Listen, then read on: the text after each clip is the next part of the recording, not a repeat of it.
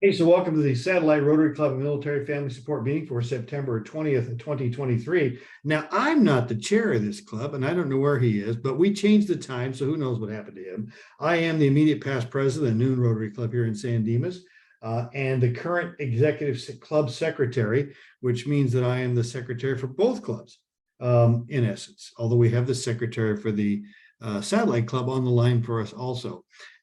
So let's go around and do this, folks. My name is Raymond Foster, immediate past president. Hey, Glenn, tell everybody who you are. My name is Glenn Johnson. I'm a member of Satellite Rotary Club and San Dimas Masonic Lodge. Awesome. And Anthony. Satellite Rotary Foundation, the other things around. Glad to be here. Excellent. And Isabella. There's no sound on yours. Yours, no sound on your side. Oh, boo. Oh, well. Hi. There you go. All right, so let's just jump right into our presenter today.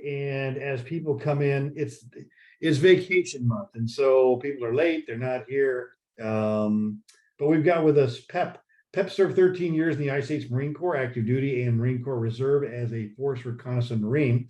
During his service, he was a graduate of the Basic Reconnaissance Course, Combat Driver, Static Line Airborne, Halo Military Freefall, Marine Corps Scout Sniper, SEER-C, High Risk Personnel, and other associated Special Operations Qualification courses.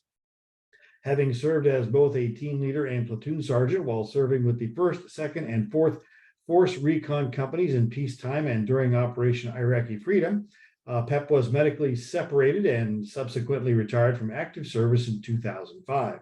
In 2007, he was selected as the director of the MAR 4PAC Command Operations Center. I'd like to hear about that job. That sounds really interesting, what you could probably tell us about it. While filling this position, he was responsible for developing MAR 4 Level Command Operations Center and the Crisis Action Team, standard operating procedures, a detailed training certification plan for all COC and CAT personnel, the command continuity of operations, emergency relocation plan, and was the project lead for the design and build of the current MAR 4PAC COC facility, MAR 4PAC. The COC project was completed in 14 months with initial design to project completion and exhausted less than half of the original projected budget of $13 million. The project provided the commander of MAR 4PAC a state-of-the-art secure facility capable of executing geographic combat command-directed operations, of operating forces, execution of Marine Corps support to op plans and con plan execution, DoD supported civil authorities, and other operations as necessary, significantly under budget and ahead of schedule. In 2015, he was promoted to Director of Operations. In this role, he's responsible for the supervision, oversight, and coordination of a directorate responsible for Marine Corps current and future operations, global force management, readiness reserve integration, expeditionary operations, training program, formal schools, and protection, force protection.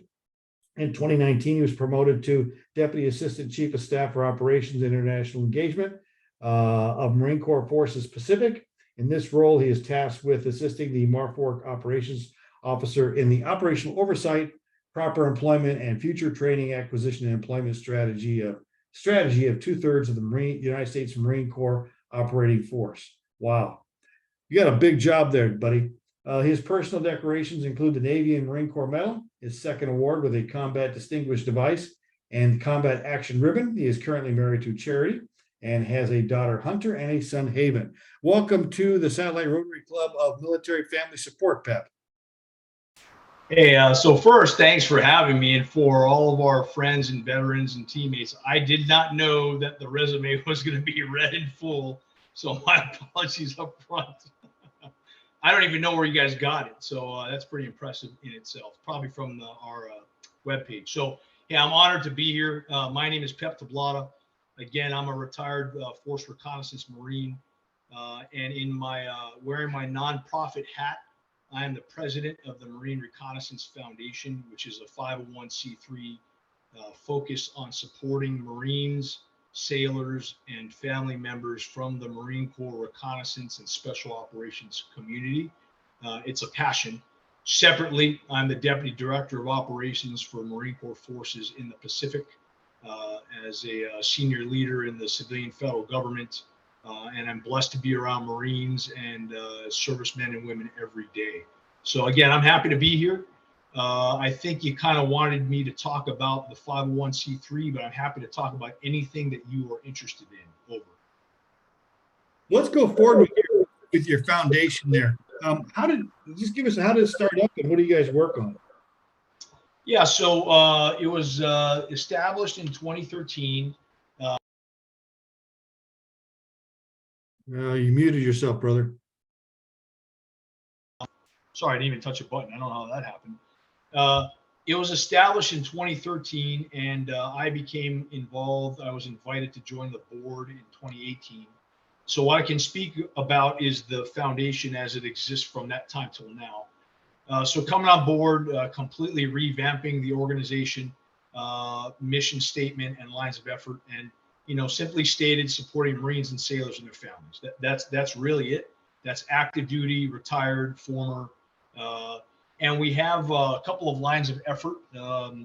Line of effort number one is deliberate reoccurring support. So we have programs for our Gold Star family members. Those are Marine or Navy families that have lost their father or their son or husband serving our country. We have programs for our traumatically wounded, combat injured and in training. Think amputees, paralysis, blast injuries. We have programs for the children of both, summer camp type of programs. And then we have things like small business grants. We have transition assistance, getting Marines and sailors from the Recon community, into the Honor Foundation and job placement, higher level education opportunities, master's degrees, etc. So there's a lot more to line of effort one, but it is deliberate and it is reoccurring, support to special operations Marines and sailors and their families. Line of effort number two is emergency support. So, God forbid there is a combat death, a training death, someone who maybe has significant post-traumatic stress, 20 years of global war and terrorism. Our teammates have seen a lot of trauma, have received a lot of trauma from that, and their families as well. So supporting them, and that could be pre-suicide intervention, that could be help with family counseling, and then other types of support. We recently had a teammate, a master sergeant, his house was burned down and he lost everything, and we raised a little under $100,000 to help them restore what insurance didn't cover. Another example is the tragic loss of a child, and supporting the family through that with counseling, with financial support, etc. And then finally, and this is a topic that's important to you all, suicide prevention. Specifically, God forbid, and we have quite a few of them, when the suicide happens, supporting the family, and that could be in the form of establishing investment funds for surviving children of our teammate who was deceased either through training, combat, or suicide. And then line of effort number three, which I'm very proud of, is historic preservation. We do a lot of written and video narratives. We've done a couple of small books and historic recordings. We bring significant mentors from the Recon community. Think of General Al Gray, the former commandant. Think of Earl Plumley, living Medal of Honor winner. Think of Major Jim Capers, a legend in our community from the Vietnam era. And we bring them out to the active duty force to provide mentoring, mentorship, lessons learned. Hey, when I was in Vietnam, we experienced this. When I was in Korea, we experienced that. So those are, in a nutshell, our three lines of effort under our mission. So I got a couple of questions for you right at the start. We had with us 2 weeks ago as our guest speaker, and you probably know Lieutenant Colonel Ted. Is it Bucerka? I think I'm probably murdering his name there. And we have a couple of veterans on today in our group. Explain what a Recon Marine does. Okay. So the genesis of Marine Reconnaissance is just prior to World War II. when the organization of Amphibious Reconnaissance Marine Corps and Navy Underwater Demolition Team, UDT, came about. The UDT teammates were responsible for high water line to 3 fathoms, which is 21 feet, in clearing lanes for amphibious landings.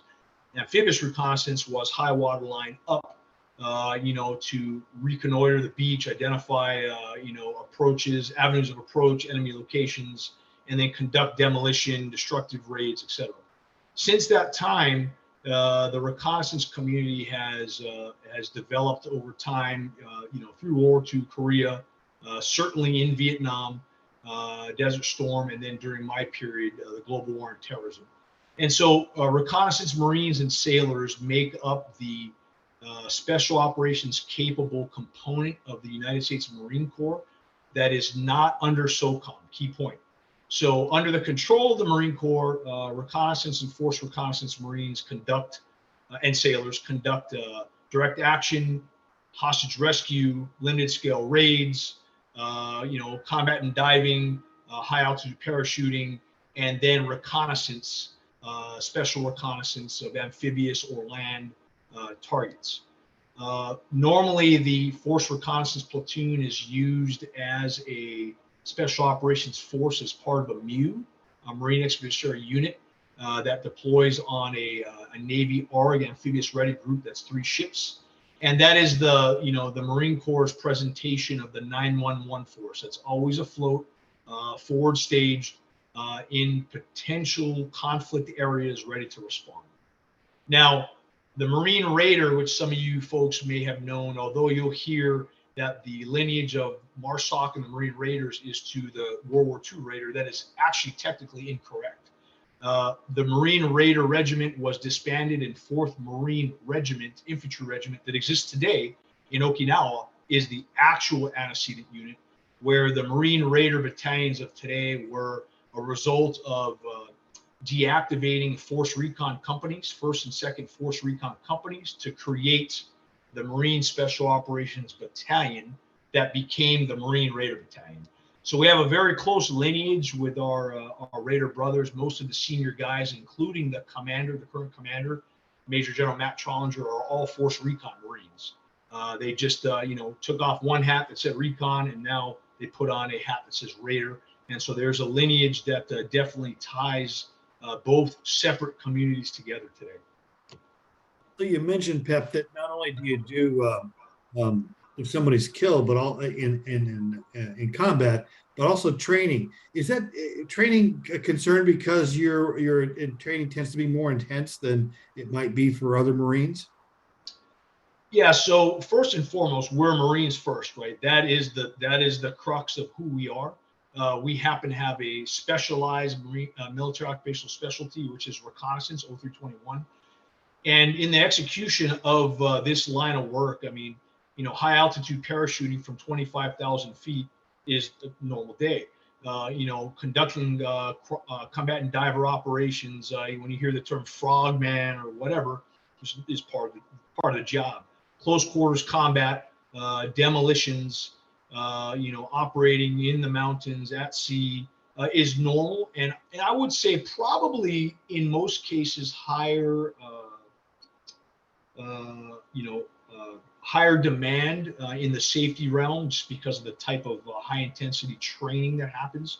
An example would be, we have lost a few of our Marines in high altitude parachute operations, which is terrible, but is not uncommon across the DoD, whether you're Force Recon, a Navy SEAL, a Green Beret, a National Mission Force guy. These things happen. And so that's an example of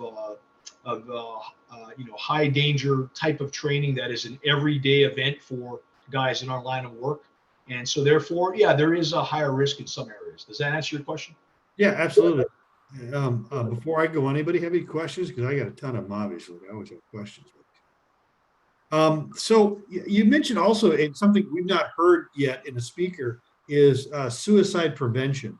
I heard response, but I would imagine there's a prevention component to that. Talk a little bit about that, because I think that's really interesting also. Okay. So first, what we've seen in the current day, suicide spectrum is normally the Marine or sailor, the teammate, or the veteran. It doesn't even have to be from the recon community. The three common threads are loss of tribe, right? Those of us that are veterans understand that, when you were in the military, you had a unit cohesion with the men and women you served with because they're special people. I mean, they are cut from, the American population that is, in my opinion, the true believers, right? And when people lose that connectivity and all of a sudden they are isolated, now they're working at 7-Eleven. I don't know. They're doing some other type of work, or maybe they're not surrounded by people that they trust implicitly. That takes a toll on the veteran, and certainly in our community, where you go from doing the kind of work, normal day is, diving out of an airplane at 2:00 in the morning from 20,000 feet, and then you transition to normal civilian life, and you lose that tribe, that team. It takes a toll on some people mentally and spiritually. The second theme is the trauma that our combat veterans have suffered. 20 years of combat. We have some of our teammates that literally were behind the gun for almost 2 decades. We're talking about dozens of combat deployments. And, service is important.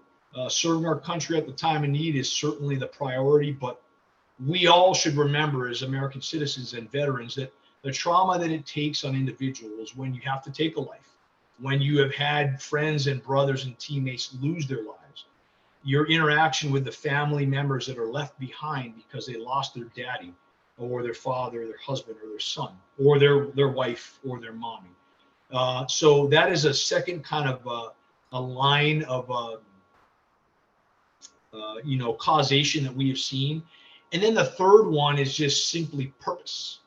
Is some people, their whole lives purpose was committed to serving our country, and certainly in special operations, in the SOCOM, Force Recon, Army Ranger, Green Beret, SEAL, the pursuit of excellence through one's career. And every day you show up and the guy to your left and right is better than you, and you're challenged. And then you lose that. You lose that sense of purpose, and now you're working at Walmart, and there's nothing wrong with that. But when you've done decades of what you felt is your purpose, and now you're not aligned with that purpose, we've seen it takes a toll. So pre-suicide, we are in close contact, and we welcome communication from families within our community when their family member starts to exhibit behaviors that are destructive. Is it alcohol abuse? Is it anger, substance abuse? Is it depression? And so we try to keep a clear and open line of communication so families can communicate with us pre-crisis, and we understand that something is developing. And then we have programs that we have access to. One example is Sound Off, which is a fantastic anonymous clinical counseling that any special operations veteran can get. Another one is our friends at Mighty Oaks. It is a faith-based program that we can put the individual Marine or sailor that he graduates. Then we could put the individual and his spouse, and then maybe the individual spouse and family, right? So those are a couple of examples. We have others where we'll try to get them into those kind of programs. We'll try to put them to work. We'll bring them out to our activities. When we run an event, we'll bring our veterans that are suffering or maybe dealing with something, and we'll give them purpose. You're going to come out. You're going to help us support these 15 Gold Star families. You're going to be a vehicle driver. You're going to set up logistics. You're going to be responsible for planning and execution. And then they feel, again, they're kind of back with the tribe, and they kind of have purpose. So we attack it in multiple ways, and it's kind of case dependent, but those are some examples. Excellent. Does anyone have any questions so far? We were formed up primarily in support of 29 Palms and the Pelican Pantry, their food bank. And this club has raised roughly a little over 10 tons of food that we've gotten out to the Marine and Navy families out at 29 Palms. and we're looking to expand to Fort Irwin and Camp Pendleton. We're doing a little bit of support down to Pendleton right now. You're over in Hawaii, lots of Marines over in Hawaii. My brother-in-law was a corpsman for 20 years, and his last station was there in Hawaii, probably near where you are. What kind of food insecurity do you have with your Marine families out there? Do you have the same kinds of issues? Although I don't have a lot of depth in that, what I do know is that the military families at the lower pay grades living in the high cost areas, Hawaii is specifically on the top of that. Yeah. And California is another one. I know that there are needs. I know that because of the way that the Marine Corps is, there's a lot of internal support for those sort of things where Marines taking care of Marines and sailors happen. I couldn't really quantify to you what the issue is, but I could certainly explore that. The Marine Corps base commander, who's a colonel, is a counterpart of mine, is we work closely together. So I have contacts across the spectrum of the entire Marine Corps, and I could certainly inquire to find out what the actual needs are, and maybe provide you folks some feedback. Well, and I'm asking because, one of the things we've done here with, I don't know if you're familiar with Rotary at all, but we formed this single issue Rotary Club that's only interested in supporting military families, not doing all of the other charitable work that a typical Rotary Club would do. And so we're interested in knowing what the needs of military families are and the possibility of opening up sort of other chapters around too, that could happen very easily.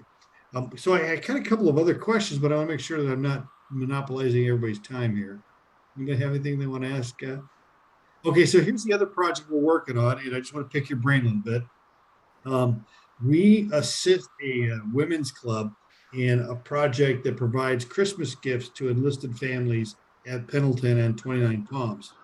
And the way we do this is we hold on November 10th a big dinner. And I would imagine you know what the dinner is for on November 10th. We're beginning to do our third annual dinner, and it raises between $15,000 and $20,000 when we do it here in town. And we do the cake cutting ceremony and singing the Marine Corps hymn. And last time we did this, I think we had 37 veterans in the room. We typically are getting Marines that are in their 70s who haven't been to a Marine Corps birthday party in 25 years. And to them, it's a hoot. But what we're looking for, and you've got connections, we're looking for a dynamite keynote speaker. It's a tough day to get a Marine to speak because you guys obviously got, especially if the guy is dialed in. We had as our speaker dialed in last year, Sid Knuckles, but then Sid went and died on us. And so we had a little bit of difficulty. Just want to put that out there. Just keep your thinking cap on. I certainly have some thoughts. Obviously, the Marine Corps birthday is a day of, holy rest for Marines, or maybe not rest, maybe a celebration.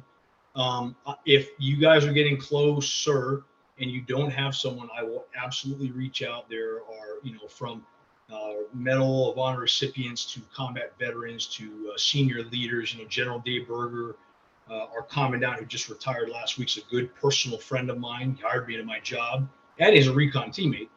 So I certainly have possibilities. Some of those people will actually be at an event that we have on November 10th in the Dallas-Fort Worth area for our 501c3. But if there are those that are not committed or coming out to Dallas for our event, I will absolutely connect them to you if you have a need. Awesome. We'll keep in contact for that. So anybody have any questions for Pep before we Okay, so thank you so much. Is there anything else you want us to know, brother? Yeah, no, that's it in a nutshell about our 501c3. Again, on the other side of my career, my actual day job is Deputy Director of Operations for the Marine Corps in the Pacific, which is 2/3 of the operating force. So in a separate meeting in the future, if you want to talk more on that side of things, I'd be happy to do that as well, which is a separate and distinct responsibility that I have. I think we ought to have you back to cover that because I am interested in that. In particular, what you're doing is and are you in charge of civilian? Is that what you take the civilian part of running the Marine Corps? I am in the Echelon 2 headquarters, the largest field command in the Marine Corps. Our commander is Lieutenant General Bill Journey. In order to ensure that there is professional continuity over time, our colonels normally rotate every 2 years. So they'll bring in a civilian deputy like me, where I will have a decade of experience, and I kind of act as I act as the mentor of the new colonels coming in, because they're coming from tactical units, maybe up to the regimental command, and they're coming to our headquarters, which is new and different at the operational to strategic level. And so my role is to be a mentor, provide professional continuity and context over a long period in order to inform decisions for the commander. That kind of is helpful to you. Did you spend time out at 29 Palms during your career? I am lucky to have just trained there, but I was not stationed there. No offense for anyone who lives there. I live in Hawaii. I'm a American of Hawaiian and Islander background. So no, I was never stationed there, but I have been there. Well, we actually, all of us live around 100 miles west of it. We live in the Los Angeles basin. It's desolate out there. But one of the things, we were out there 3 months ago with the Armed Services YMCA, and I met with Lieutenant Colonel Scuggs, the chief of staff out there. And he said during his speech that his biggest problem on the base was 5,500 teenagers. And the fact that he's got 1,500 dependent teens, and he's got 4,000 Marines under the age of 20. So the thing that we're cooking up now, and we've been working on it for about 3 months, we're going to begin to run esports nights at a local Masonic lodge. We'll pick kids up at the gate, Marines and dependents, take them by bus down to a place where they'll be supervised for esports, and there'll be soft drinks and snacks and stuff. And then we'll take them back. And so we want to get them off base to a place that, it's still adult supervision, even though they're adults technically, you know what I mean? And it's not, it's not alcohol or anything like that. And it's reasonably wholesome activity to give them an alternative to what's going on, because there's nothing out there to do, except get a haircut, a massage, or drink. And that's it. Right.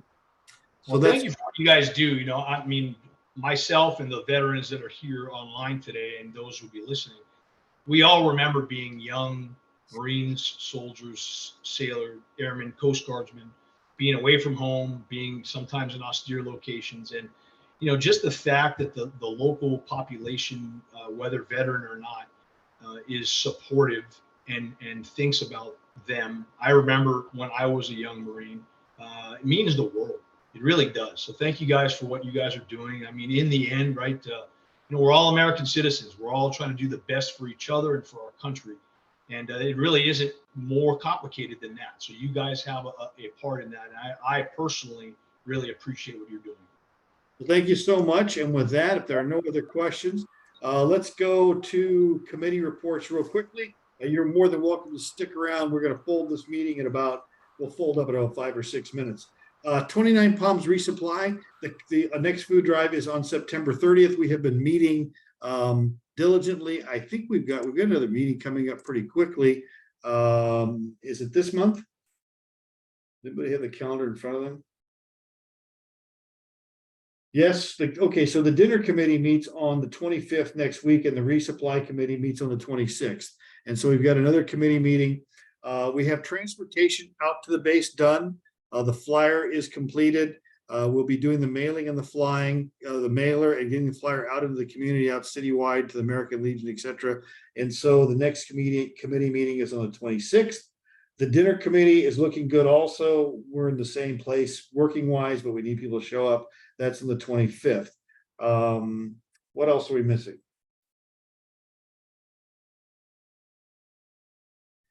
Calendar wise, that's the next thing we should go over. you guys have coming up for your next speaker will be on August 2nd. It'll be Major Carl Munger from the United States Army. Major Munger's passion is transition out of the military. He has an entire program that he's developed. After that, it'll be Samantha Holt, the executive director of the YMCA at Camp Pendleton. And then in September, it will be Bill Ivey, the executive director of Homes for Our Troops. And they are kind of a Habitat for Humanity place. They build homes for vets. On the 20th of September is Commander Chris Irwin, retired U.S. Navy SEAL. And that's your schedule out to the middle of September. Anything else we need to talk about? Okay, folks, that's it. Thank you very much. And I will see everybody. If I don't see you at a committee meeting next week, I'll see you in 2 weeks. Bye.